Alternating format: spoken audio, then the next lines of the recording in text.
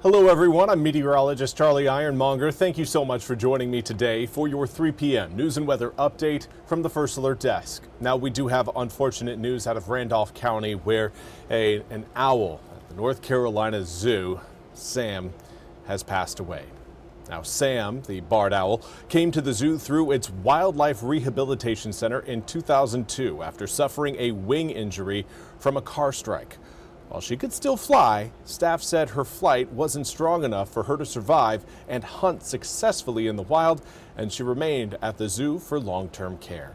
Now here, there is a full statement on our website, WITN.com, about the North Carolina Zoo's statement towards the loss of Sam. We'll read just the first portion of it. Quote, "We are deeply saddened to share the loss of Sam, our beloved barred owl, and a quiet, steadfast presence at Streamside here at the zoo. Sam came to us again through our wildlife rehabilitation programs in 2002 after suffering a wing injury from a car strike.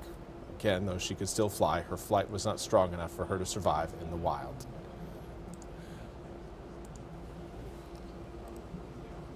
Now we want to turn our attention to some good news. This coming from Pirate Nation as the big fundraiser reached historic levels for ECU. Great news here on Wednesday, this past Wednesday.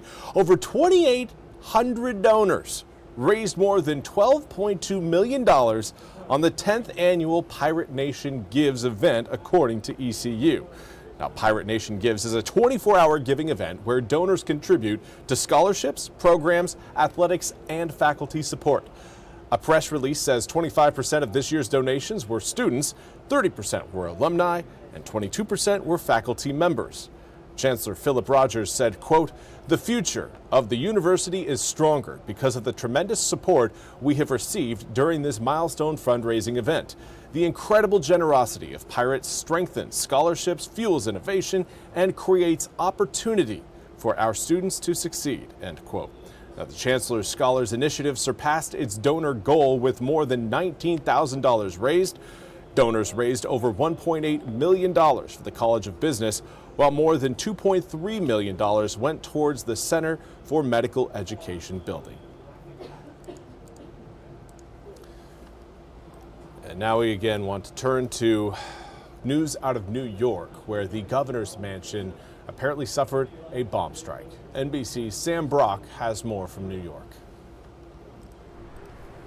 This morning, federal investigators probing for possible ties to terrorism after 2 suspects seen here handling what the FBI describes as an improvised explosive device, or IED, during an anti-Islam demonstration outside New York City Mayor Zohran Mamdani's residence, Gracie Mansion. Police then say a much larger counter-protest formed, including the 2 suspects, who, according to the FBI, ignited the devices, which failed to detonate. The devices, which were a bit smaller than a football, appear to be a jar wrapped in black tape, importantly with nuts, bolts, and screws, along with a hobby fuse that could be lit. Video shows the men, identified as 19-year-old Ibrahim Kayumi and 18-year-old Amir Balat from Pennsylvania, being detained by a swarm of officers. According to 2 people familiar with the investigation, initial tests of the device revealed TATP, a volatile and dangerous type of homemade explosive. Also, according to 2 sources familiar with the matter, both men allegedly made pro-ISIS statements during their arrest, and investigators are now looking at their past travel outside the country. Overnight, authorities searching their homes in Pennsylvania, as Mayor Mamdani, who was inside Gracie Mansion when the incident unfolded, said violence at a protest is never acceptable. The attempt to use an explosive device that hurt others is not only criminal, it is reprehensible. The startling sequence coming just days after a polarizing talk show host in the city calling the mayor a jihadist before later apologizing. Muslims in this city, for almost as long as we have been in this city, have had to deal with those with power and platform dehumanizing us. I am not ashamed of my faith. I am not ashamed of being the first Muslim mayor in the history of our city. And again, that was Sam Brock reporting. We now turn to your weather forecast, looking at sunny skies across most of the east right now. A little bit of cloud cover for some isn't really slowing our air temperatures down much, as right now, even along the coast, we've got air temps in the low 70s. Remember, normal for this time of year along the coast, right around the 60-degree mark. So we are about 10 degrees above our seasonal average.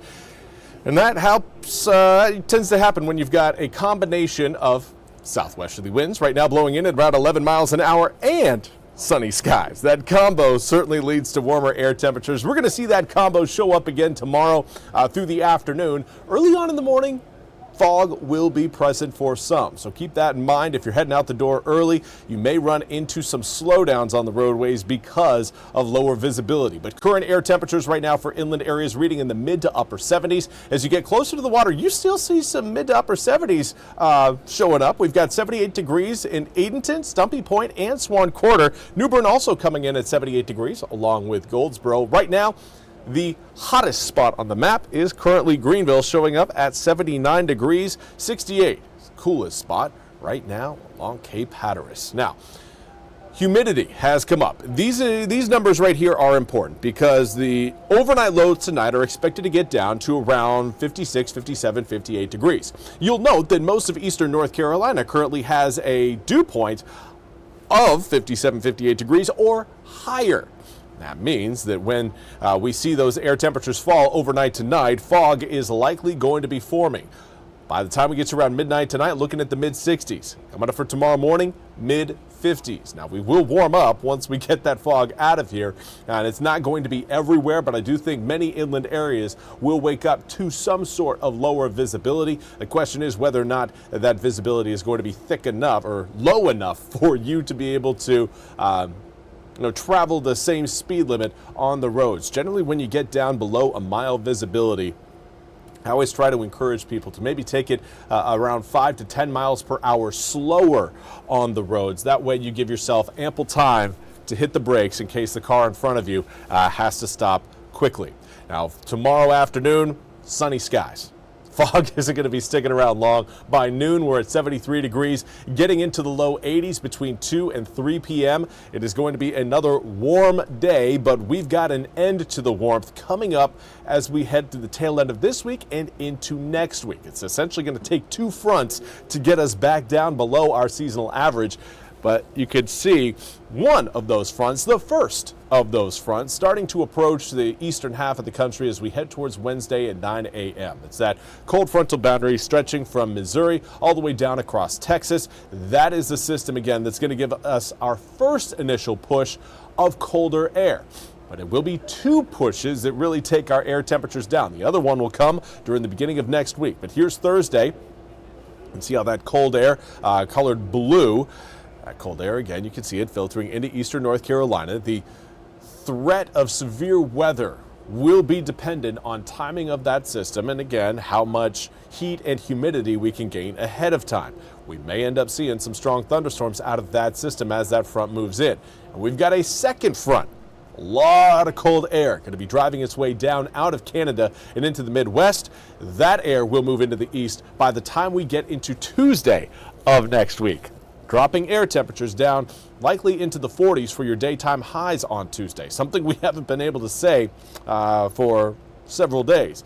Now, as far as the severe weather threat goes for Wednesday, it will be across pretty much stretching from Pennsylvania down across West Virginia, southern Ohio, Kentucky, most of Tennessee, northwestern Alabama, most of Mississippi, southeastern Arkansas, northern Louisiana, and East Texas.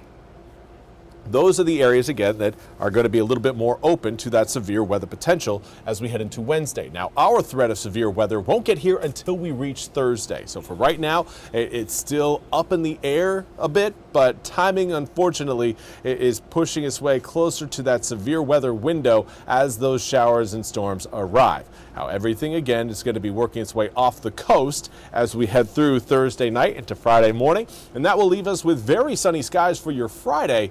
But just because the skies are sunny doesn't necessarily mean it's going to be warm. We are still technically in winter, according to the astronomical calendar.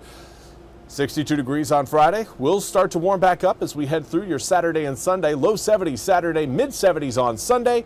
and then we're down into the mid-40s by the following Tuesday as that secondary front brings in much colder air and drives those air temperatures back down again.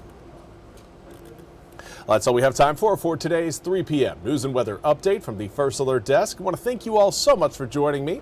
We'll be back with more news and weather coming up at the top of the hour. Until then, have a fantastic rest of your Monday.